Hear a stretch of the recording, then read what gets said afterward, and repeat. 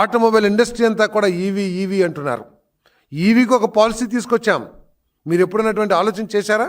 ఈరోజు premier energies లాంటి ఒక ఫేమస్ ఇండస్ట్రీని, ప్రఖ్యాత పరిశ్రమని 1700 కోట్ల రూపాయలతో ఇక్కడ స్థాపించే బ్యాటరీస్ తయారు చేయడానికి, లేకపోతే ఎనర్జీస్కి సంబంధించిన దాన్ని తీసుకొచ్చాం. Solar banks, batteries, storage batteries. మీరు ఎప్పుడైనా సరే ఈ రాష్ట్రంలో ఈ రెన్యూవబుల్ ఎనర్జీకి అపారమైన అవకాశాలు ఉన్నాయని ఆలోచన చేశారా? రాష్ట్రం అదే, సూర్యుడు అదే, ప్రజలు వారే, వనరులు అవే.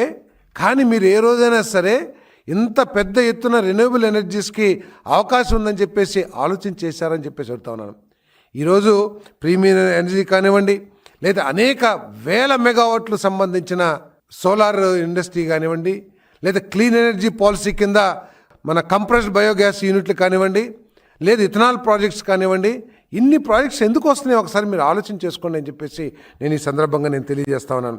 అదేవిధంగా నాయుడుపేట సెజ్లో 4GWతో టాప్ 1 సెల్ పెద్ద ఇండస్ట్రీ రాబోతా ఉంది. దాని ద్వారా అలైడ్ ఇండస్ట్రీస్ కానివ్వండి, స్మాల్ స్కేల్ ఇండస్ట్రీస్ కానివ్వండి, లేతే మరి అక్కడ ఉపాధి అవకాశాలు కానివ్వండి, ఇవన్నీ ఏ రోజైనా సరే మీరు ఆలోచన చేశారా అని చెప్పేసి నేను అడుగుతా ఉన్నాను.